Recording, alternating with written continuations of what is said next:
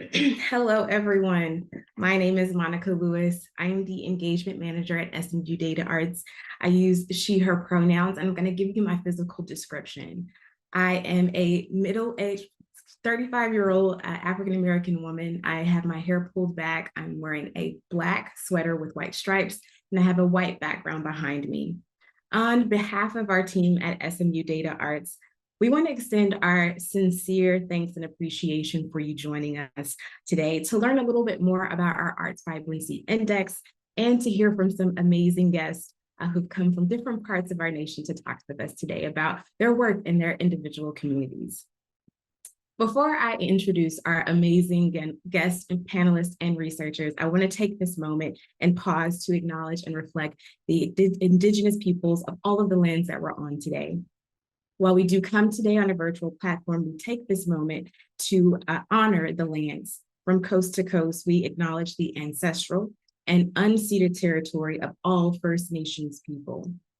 SMU DataArts specifically acknowledges the Apache, Caddo, Comanche, Cush-Ata, Tonkawa, Wichita, and affiliated Kichi, Waco, and Taiwanese, along with Lenni Lenape peoples, upon whose traditional territories SMU DataArts now exist. In this moment, we also give honor to the lands of our guests, who gather on the land of the Council of the Three Fires, the Ojibwe, the Odawa, and the Potawatomi indigenous nations of the Great Lakes region. We also honor the Tlingit land and the Akwán and Takwan peoples, upon whose traditional territories we know as Juneau, Alaska.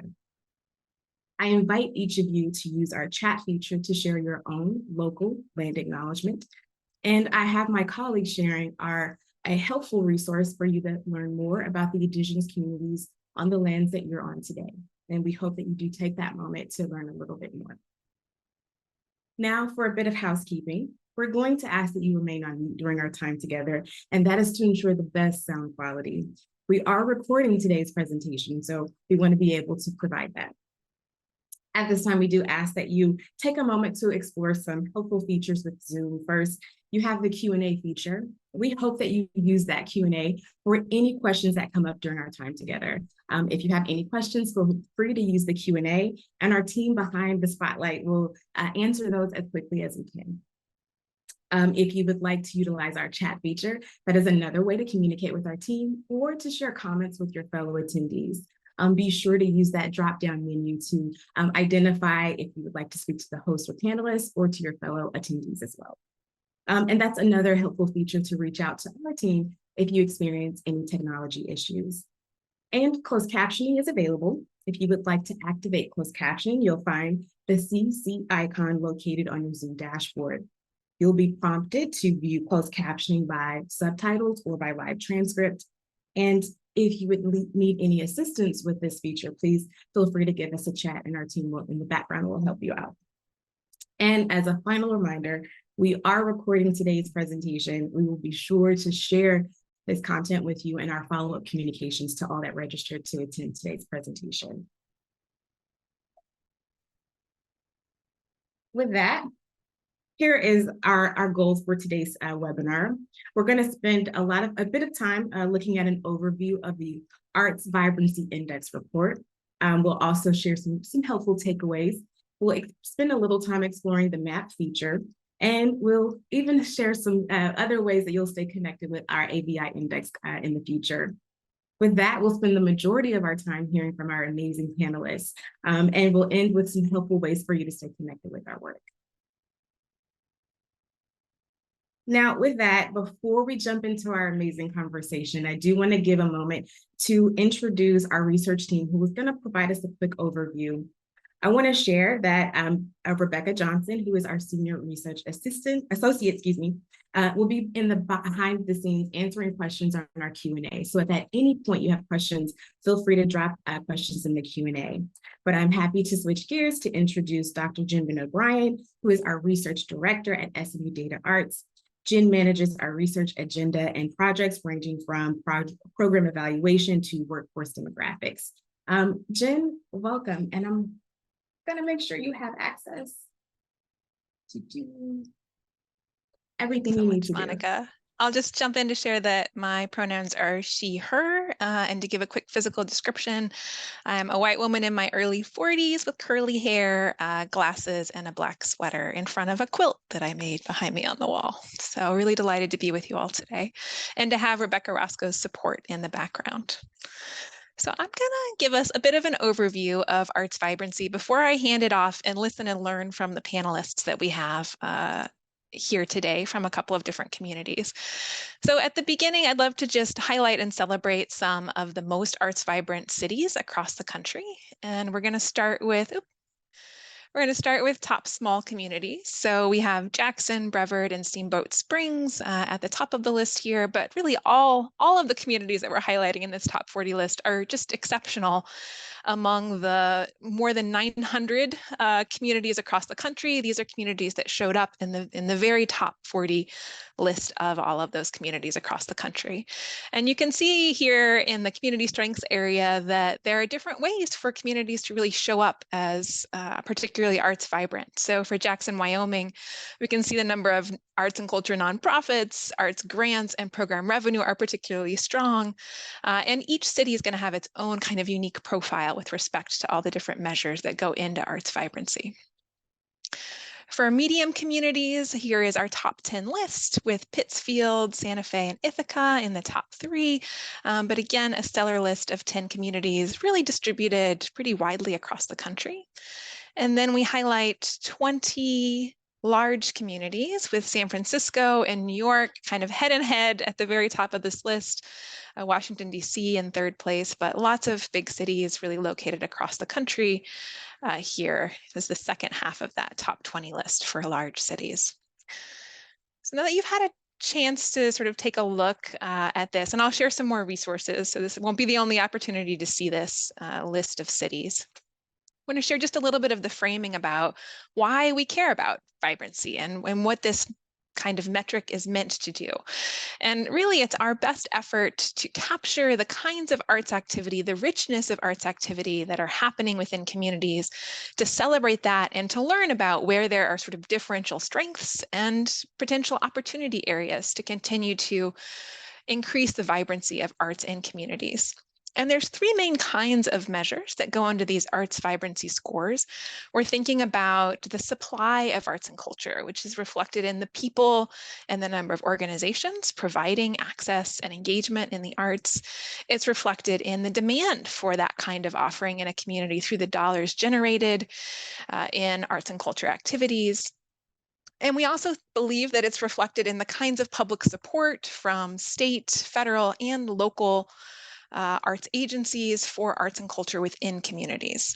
So we really think about a data-driven approach to combining all of these measures. We're only using data sources that are available in all US communities to remove kind of the influences of opinion or minimize those influences here. We're not picking and choosing these, it's all being fed into a data analysis model, and we're kind of reporting back what we learn here. The only other thing I'll say at the broadest level is that when we're thinking across the country, there are a couple of ways that we standardize this data to give as much of an equal ground to a range of communities as possible. And one is by standardizing all of our measures to be on a per capita basis. So if you just have more population, that doesn't mean you get a bigger score. And then we also use a standardization for the cost of living, knowing that that varies really widely across communities, and we want to put everybody on kind of an equal playing field. I have just one more methodology slide to share with you. I could talk methodology all day, but I won't. Oh, sorry, there is this kind of visual diagram that shows how we think about the ecosystem here before my one methodology slide. And we see it as a nested system, right? We see individual artists really at the core, and that's that lavender on the left side of here. Sometimes, but not always, they're nested within arts and culture organizations, and we think about the operational characteristics of those organizations. Organizations exist within community networks, and there are some of these measures that are really at the community level that we're paying attention to, and then all within a context of the kinds of government support that arts and culture organizations receive. Great. So here's my one wonky methodology slide. I'm happy to answer any questions you have about methodology, but I won't subject you to too much discussion of it here. In total, we have 13 different measures of arts vibrancy that are all being compiled into one vibrancy score for this year's arts vibrancy calculations. That's a little bit different from how we've done it previously when we had 12 scores. We have one new addition here, and we're always on the lookout for new dimensions that we could be measuring with respect to vibrancy that are available across all of the communities in the country.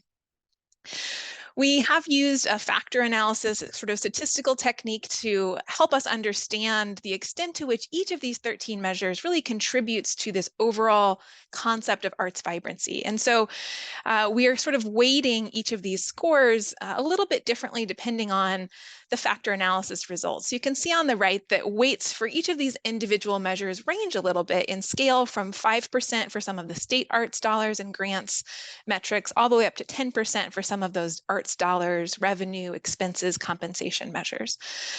This data comes largely from the US Census. It also comes from IRS 990 forms, and some business pattern use data. It's all scored at the zip code level, and then we roll it up to city level. And soon we'll actually be releasing for the first time state level arts vibrancy rankings. So look out for that next year. This is the 8th year that we've done this arts vibrancy ranking, and it's been interesting to learn and to continue to refine our approach as we go. Ooh. Quick on the clicker button today. Just one last slide before I hand it over to our expert panelists here. This is a map that was available on the SMU DataArts website that shows every county in the country coded by their level of arts vibrancy. So the darker kind of shading here in green demonstrates higher arts vibrancy, and you can see the little circles are the top 40 communities and kind of where they sit with respect to this map. But that means that even if you're not in one of those top 40 communities, you can find your county and get a sense of your overall vibrancy score, as well as scores for each of those 3 categories of supply, demand, and public support for the arts in your specific community. We think that's really important. We want to highlight and celebrate those who are really excelling here, but we also want everyone to be able to find themselves in this list and to be able to leverage and access this data going forward. So with that, I am going to hand it over for a panel discussion. Back to Monica. Thank you, Jen. That was a wonderful walkthrough. We appreciate you sharing that with us. So with that, I'm going to happily introduce our amazing panelists. And I'll start with Kristen. Kristen is representing Kalamazoo, Michigan, which is on the 5th spot of our top medium-sized communities. Kristen is the executive director at the Arts Council of Greater Kalamazoo in Michigan. Prior to this appointment, Kristen had 22 years at the Kalamazoo Civic Theater, serving in the position of intern, carpenter, lighting designer, production manager, and most recently, executive director. And this is a position that Kristen has held for 11 years. Welcome, Kristen. We're happy to have you. Thank you. We also have Phil Hipshin, who is representing the city of Juneau, Alaska. Juneau is returning to our ABI list since 2018 and taking the 8th spot. Phil has returned to his hometown recently this past February and is serving in the executive director position at the Juneau Arts and Humanities Council. His career in fundraising and community engagement has taken him steadily down the West Coast. His work at the JAHC, Phil plans to broaden participation in arts education programs, create equitable access to resources for artists, and to help grow the artistic footprint of Juneau on a national level. Thank you so much, Phil, for being here. Thank you. Hi. We also have Mariah Twitchell, who is the program administrator for the Gold Belt Heritage Foundation, also in Juneau, Alaska. Now, Mariah is with a nonprofit that is dedicated to promoting and preserving the Tlingit culture, its language, its stories, and art. Mariah has resided in Juneau for 14 years and works to support art and Indigenous culture and language revitalization. I just want to give a moment to welcome Mariah as well to our panel. Thank you so much for joining. Now with that, I'm going to go ahead and stop my screen so that we can focus on our panelists and learn from each of you. But coming from such diverse places within our United States, I'm going to go ahead and get us going in this conversation. And I would like to start with you, Kristen. Could you tell us a little bit about Kalamazoo? Tell us a little bit about your vibrant art community and the work you do in Kalamazoo as well. Sure, absolutely. So Kalamazoo Portage, we're about 150,000 in the city, 250,000 in the county of Kalamazoo. And then when school's out, because we have two universities and one college, we drop down to about 75,000. So it's a big college town. Western Michigan University is here. We also have Kalamazoo College and then Kalamazoo Valley Community College. I'm with the Arts Council of Greater Kalamazoo. So we serve artists and arts organizations in our county, but it is focused on Kalamazoo Portage area. Seems to be the bulk of it. We serve about 275 artists and arts organizations and help to facilitate collaborations, provide resources, and just try to get people together and keep people together as far as their communication is concerned. Thank you so much, Kristen. Phil, could you also share a little bit about Juneau as well and your vibrant community and a little bit about your work? Sure. I always start descriptions of Juneau off just based on where I previously was in my career, which was UCLA. And the campus of UCLA is about 30,000 people, which is roughly the same as Juneau population-wise. And there is so much more going on in Juneau in terms of arts and just cultural initiatives than I ever saw at UCLA, just to give you a little bit of framework of how really invested in the arts everyone in our community is. Yeah, we're 30,000. I think, like, for reference, we have I think 5 different theater production groups in Juneau, which is crazy for that many people. It's a lot. But we're a landlocked community, so there's no roads going in or out. So we really have to pointedly and actively always make the decision to celebrate everything we have arts-wise, culture-wise, with everyone in Juneau, because there's just not a lot of directions to go in. We have a really large seasonal tourism industry. So every summer we have, I probably should know the numbers, it's in the millions of tourists coming through downtown Juneau like clockwork, which obviously represents a lot of fiscal and economic value, but at the same time it is a consistent toll on our community, and it really does drain a lot from us. So we were talking about this earlier, Monica. It's really a continual push and pull about who are our arts programs for, who are they serving, and what are they really accomplishing, locals, or are they for the tourist industry? It's just kind of a thing we're continually balancing on. I don't know, Mariah, do you have anything to add to that? Sure. I mean, it's accurate. We have a huge variable population in addition to the tourism industry. We're the seat of government for the state of Alaska. So we have legislative traffic that comes in and stays seasonally. And that really changes the makeup of our community, both financially and I think, other demographics. But in general, for me, a lot of the vibrancy is centered on the population demographics, right? I mean, we've got a community that's over 10% Alaskan Native, and then another 15% consider themselves 2 races or more, mixed indigenous. So I think, probably, and counting in Hawaiians and others, we've got over 25% of brown skin here, which I think really stands out when you see a lot of the visual representation of art within the community. But Phil and I come from very different organizations. So I think the Arts and Humanities Council does probably get more relationship or, reciprocity with the tourism industry than we do on our end in terms of tribal arts.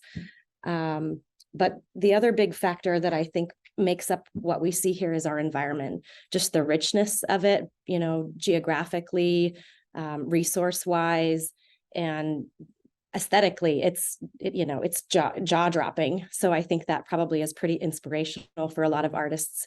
And there's huge changes in the season, so that can lead to a lot of opportunity to create art during long dark hours, or when you're out in the sunshine, you might feel inspired. A lot of mood shifts happen up here.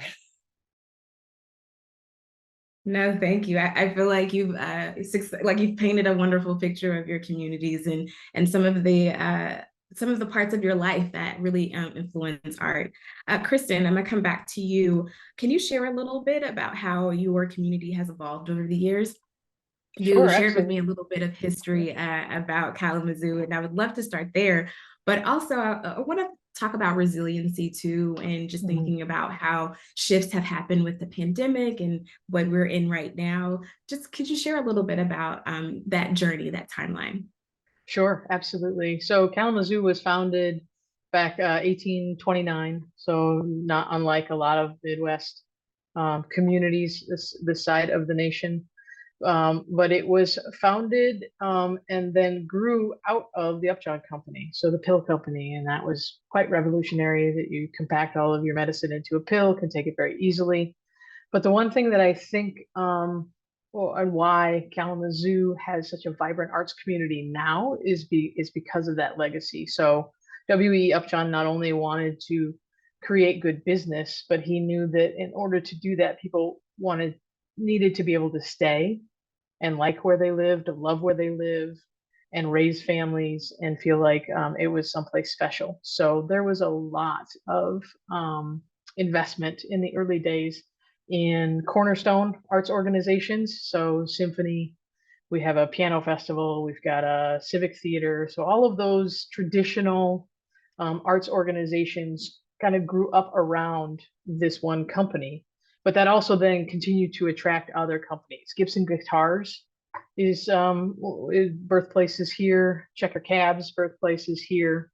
We're also home to Bell's Brewery, which is one of my favorites. So not quite as old as the other two, but so all of these things are based in wanting to make sure that where you live is someplace that you can be proud of, that you want to raise your children in, and eventually, hopefully, then have this feeling of wanting to give back.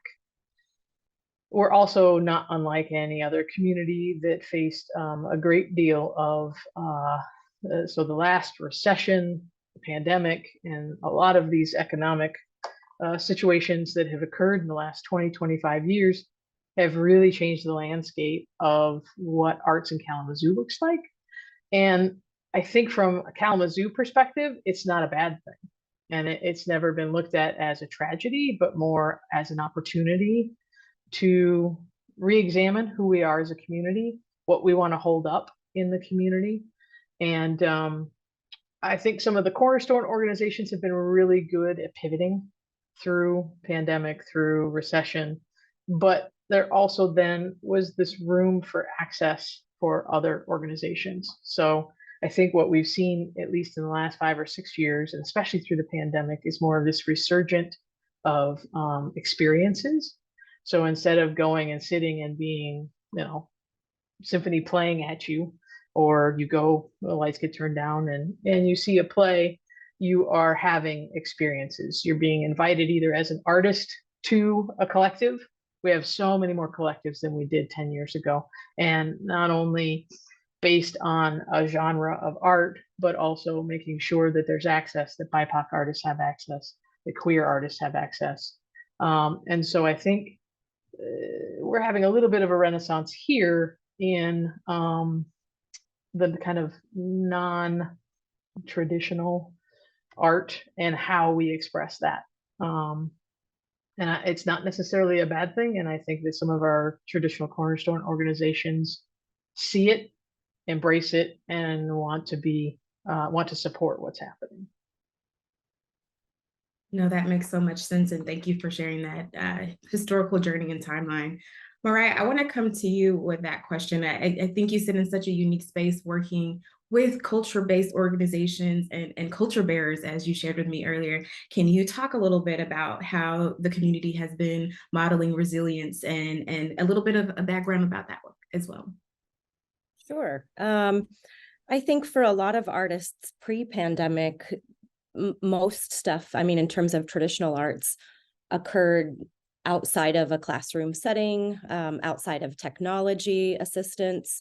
And although there had been, programs being built at the university, and then we even have some kind of statewide correspondence schools that utilize technology, we hadn't really seen it integrate with arts much until the pandemic.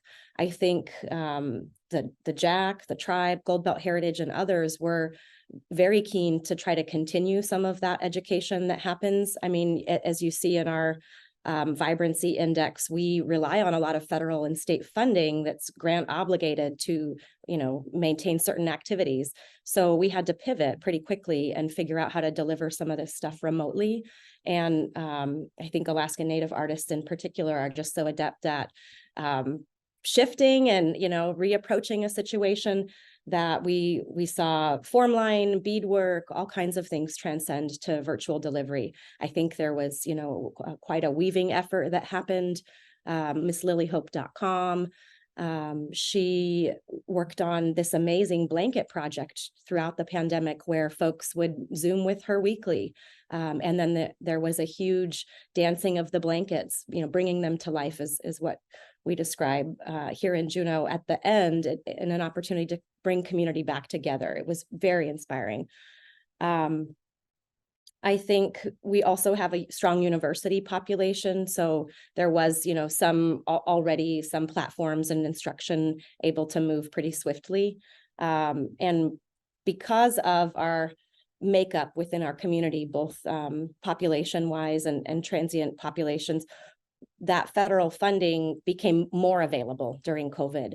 So the JAC and other organizations actually had, I think, access to more money than in prior years, and were pretty successful at pulling in, supplementary funds and dispersing funds within the community to just stand up a lot of smaller artists and stand in where other opportunities had been subsisting them in the prior years. So I think getting folks' feet in the door with small amounts of funding and then creating more network in terms of capacity and intention with capacity building has been really pivotal for our community. I see a lot more artists and art activity happening now than I kind of even remember pre-pandemic. It was real nice for a minute. We slowed down and I thought we all decided that we were gonna maybe stay a little slower, and Juneau came out of it gunning. So whereas it was busy before, Phil's not wrong. This weekend alone, y'all, we've got like 5 performances of the Nutcracker, the symphony happening, gallery walk. It is just breakneck for people that are interested in the arts here, I think, and that's exciting. Yeah, Phil, is there anything you want to add? It's amazing. No, I think Mariah did a really great job summing everything up. Something you did touch on was the fact that during the pandemic, we as people who live in Alaska, there was already a very large infrastructure of communication, because there's so many communities here that are very remote and smaller than Juneau even. So like, using an example from the JAC, we help organize and implement the Poetry Out Loud poetry competition every year, which is a statewide competition with public schools for poetry recitations. And we were one of I think a lot of states kind of pulled on our ears during that time period because we were just excelling because remote communication is how it's done here.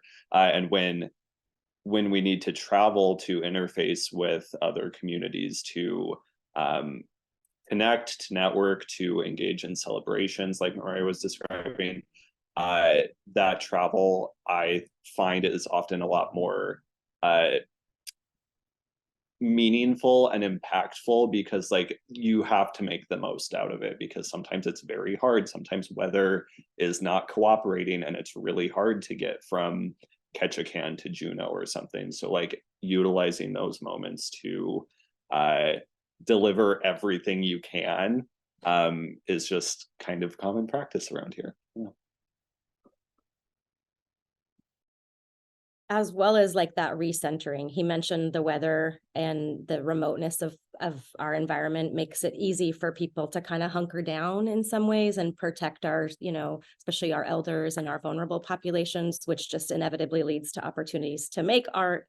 And so coming out of the pandemic, we saw a lot of people who had refined a lot of their practice or taken on new art forms, which was also really cool. No, this is really insightful. I feel like I continue to learn so much about your work and your community as you speak. I want to just encourage our audience to share any questions that you have for our panelists. I have a few more, but I do hope that it inspires. And my next question has to do with that intangible quality that leads to vibrancy. So our vibrancy report, it calculates those sets of metrics and gives scores. Thinking about your community, and Phil, I want to start with you.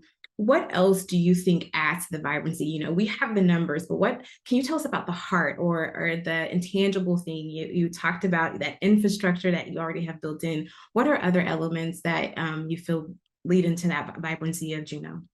The biggest element, I think, is just the extreme cultural richness that we have in Juneau.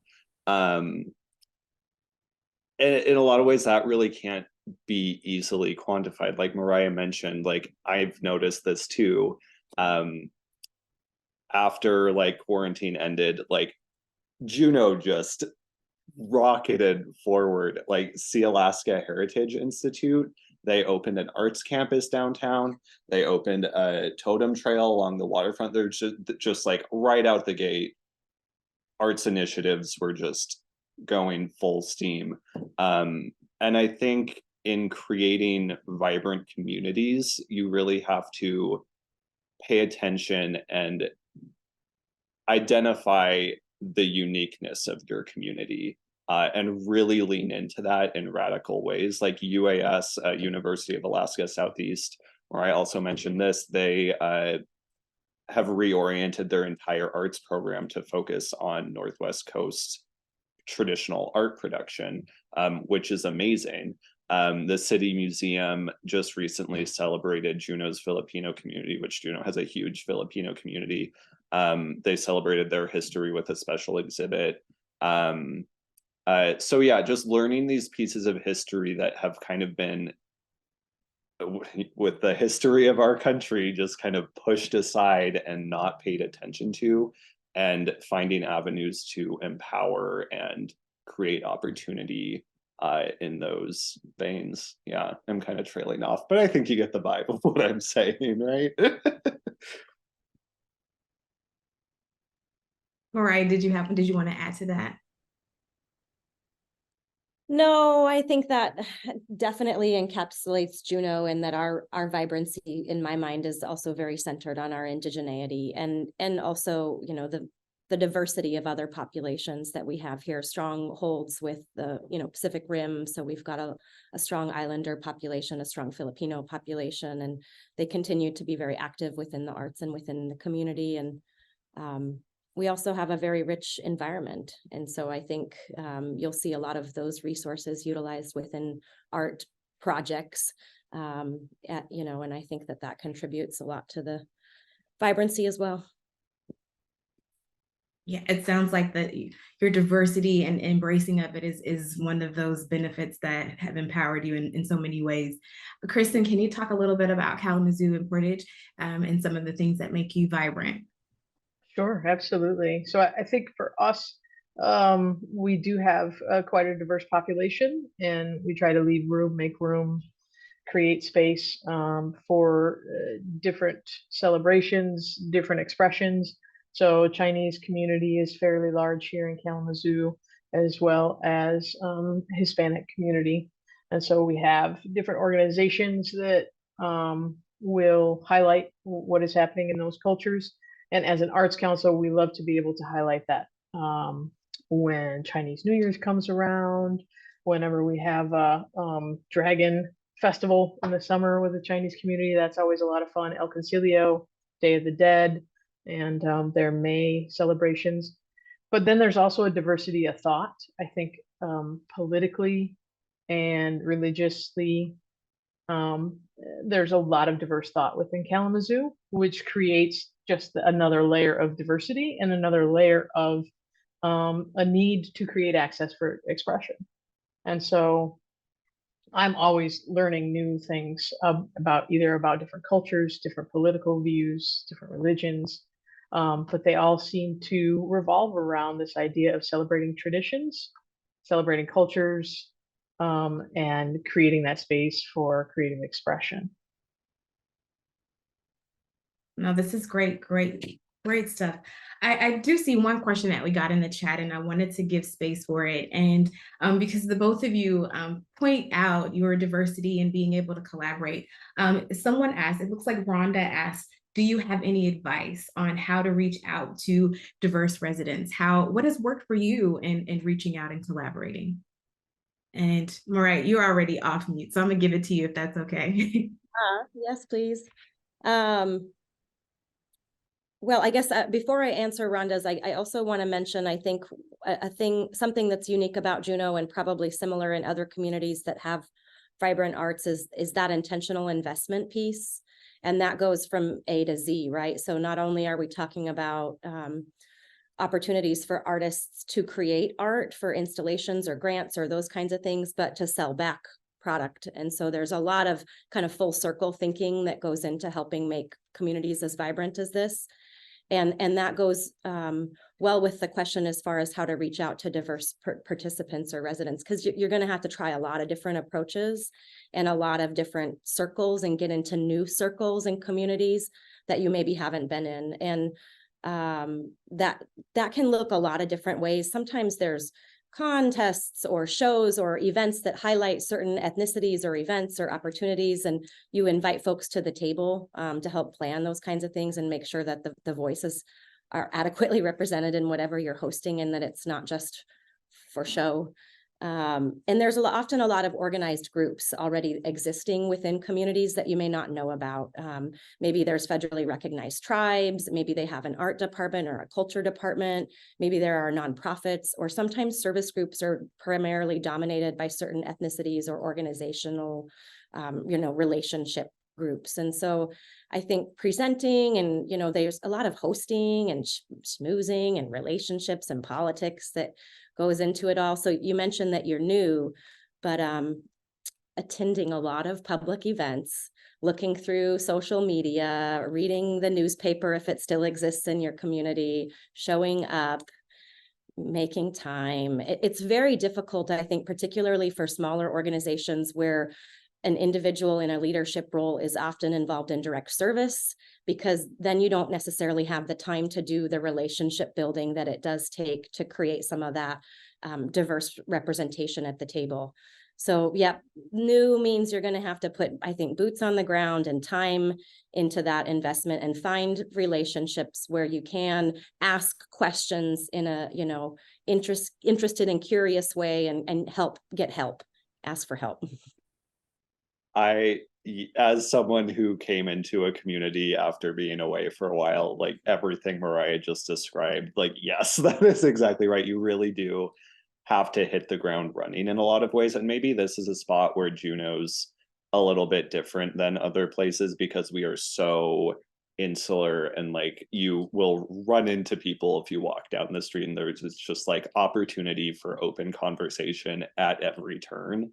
When I started in my role, though, it was like immediately clear to me that like, I need to be interfacing with a lot of different groups right now because there's just a lot of work to do.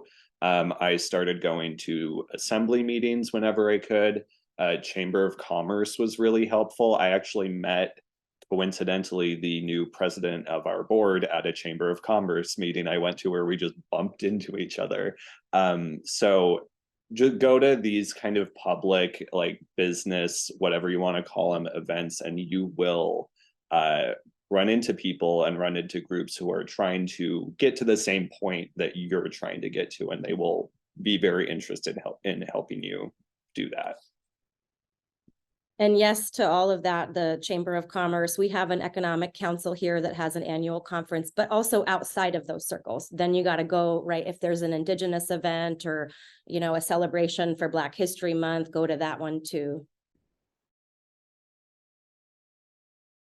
And Kristen, did you have anything that you wanted to add?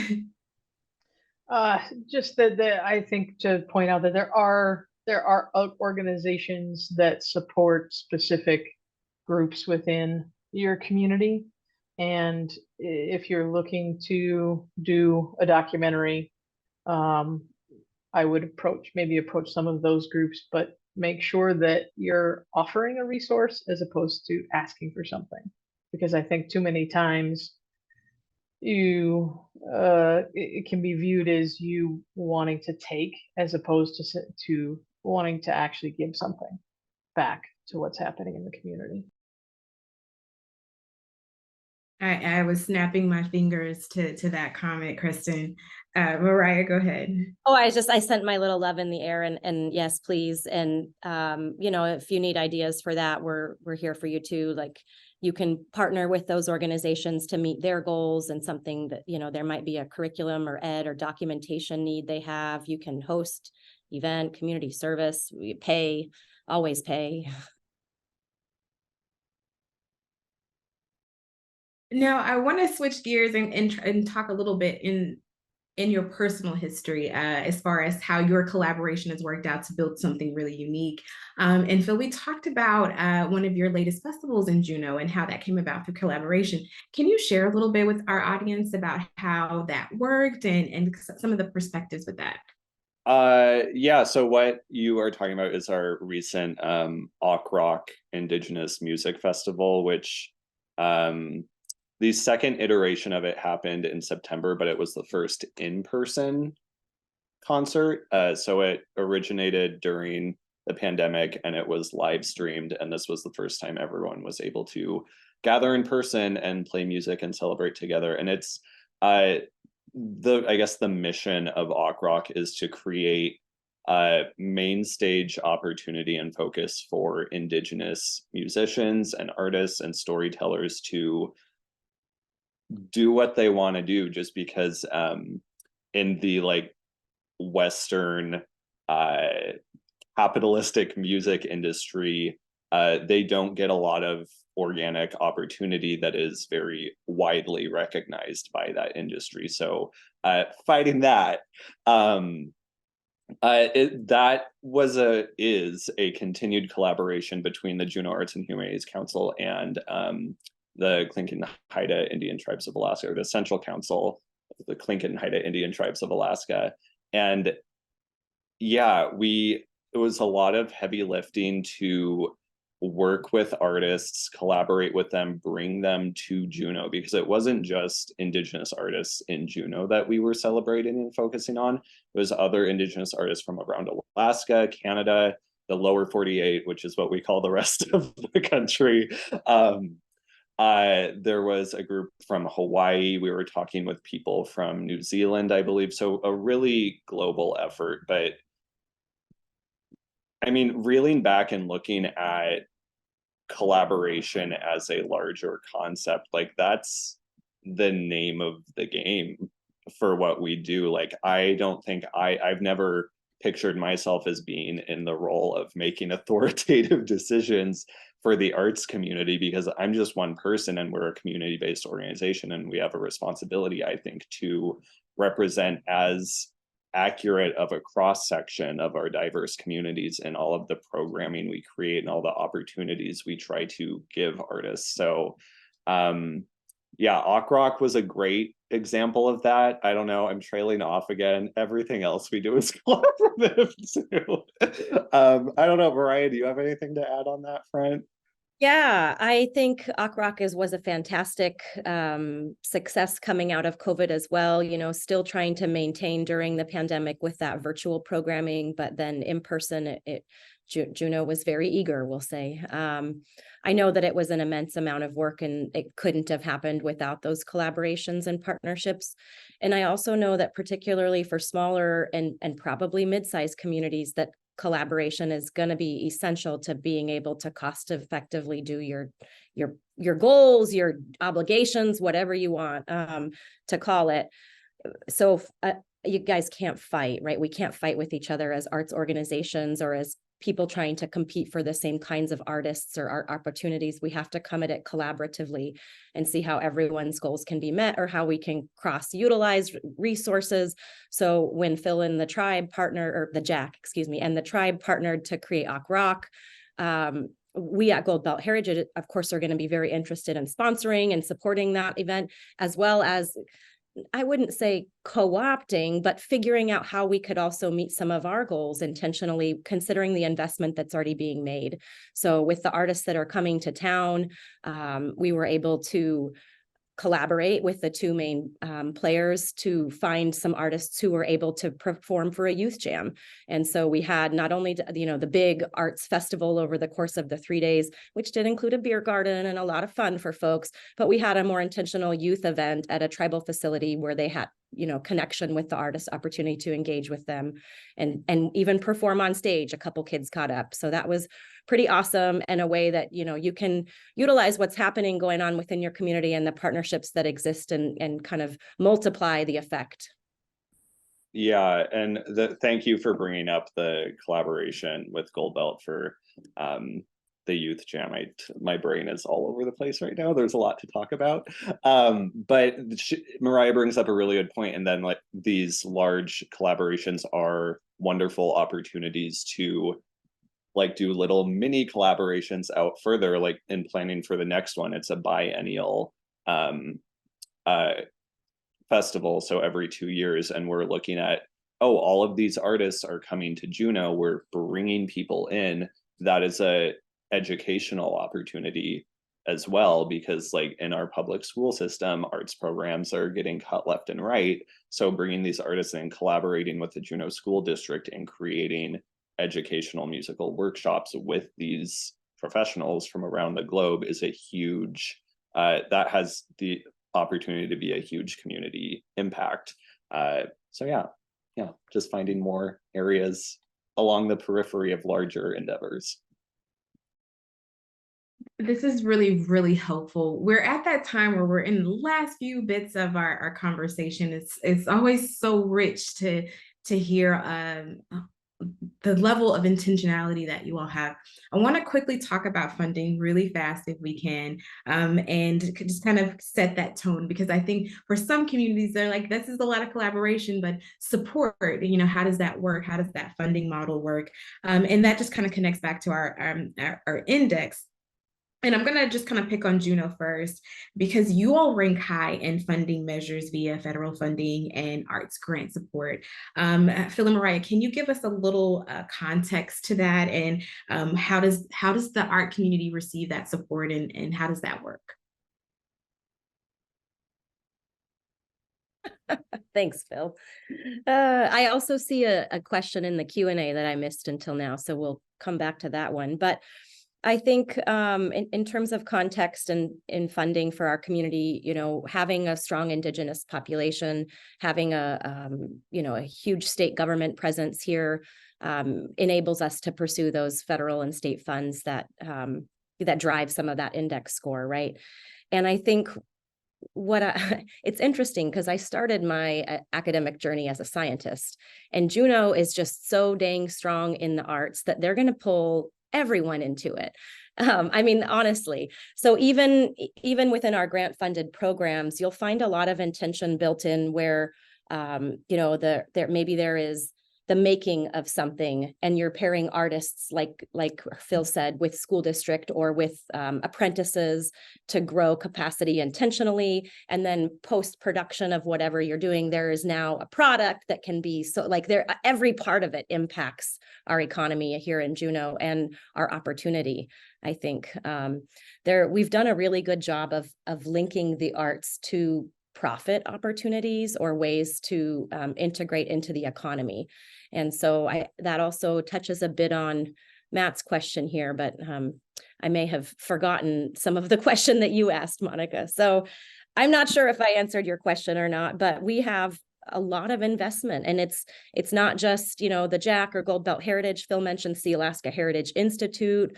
We've got 2 federally recognized tribes within the community. We've got a university with a dedicated arts program, and they're all pulling in federal and state dollars to support generally the arts and also science, but still there's going to be some kind of arts facet within a lot of that. And to add on, like, amazing. Everything that Mariah just said, yes. Something that the Jack has, and I don't know how unique this is in terms of local arts councils, but we actually have a formal relationship with the city as Juneau's official arts agency. And that has opened up a lot of doors for us just in terms of ease of interfacing with the city. We get money from them every year to re-grant out to arts organizations. And Mariah touched on this. Juneau's done a really good job in positioning funds as a money maker, arts, excuse me, as a money-making venture. And so in articulating our case for support with all these other granting organizations, describing how like we had $180,000 this year to grant out to all these other organizations in Juneau who rely on this money for basically their entire operations. And then based on their reporting, which is a part of this granting process, they transformed that $180,000 into like over, I forget what the number was. I think it's over $7 million in profit from those organizations alone. And that's not even all of the orgs in Juneau. So once you get down into like the nitty-gritty weeds, if you have a good relationship with the city and all your partner organizations, you can illustrate a huge amount of impact. Really quickly, just wanted to give Kristen a moment to share a little bit too, if I could. Kristen, Kalamazoo scored in the top 10 for state funding, and you ranked really high with the number of art and cultural employees. So if you could also share a little bit with us about the landscape in Kalamazoo and Portage. Sure, absolutely. So the Arts Council supports about 60 arts organizations within Kalamazoo and Portage, and those arts organizations have quite robust staffs, and then also a great number of gig workers. So getting a job in the arts in Kalamazoo is fairly easy to do, which is really nice. We do get a lot of state funding. We have a very good relationship with our state arts council, Michigan Arts and Cultural Council. They're awesome over there. And we do a little re-granting for them. We have our own re-granting.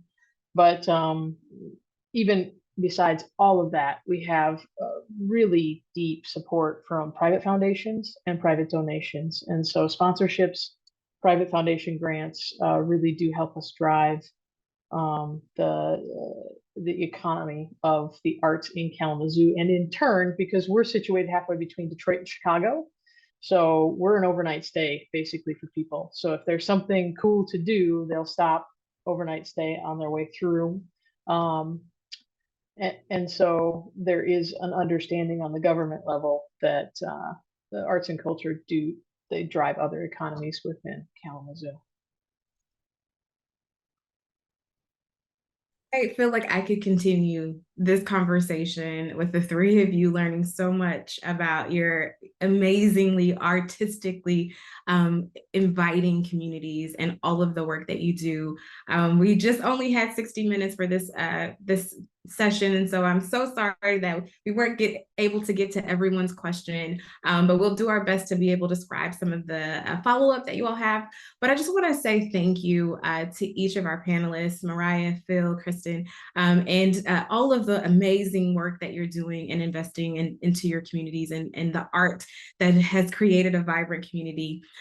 With that, in this last few minutes, I just wanted to pinpoint a couple of things that are coming from SMU DataArts. So if our folks could just kind of stay with me as I try my best to share my screen one more time.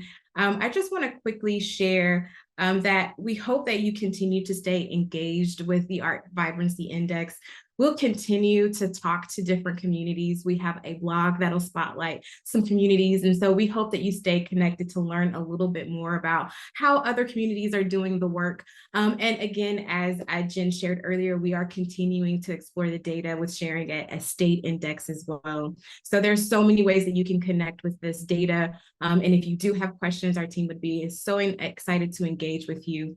On another programmatic piece, DataArts is not done engaging with folks. We do have our Cultural Data Profile Year in Review event. This is how we like to end our year, celebrating the efforts that organizations, like some of the folks who joined us today, entering your data and learning more about your work and your organization and how that data has been useful to provide insights to the field. So that's on December 12th at 1 p.m. Eastern. Registration is required, and our team will drop a link to that event if you would like to attend.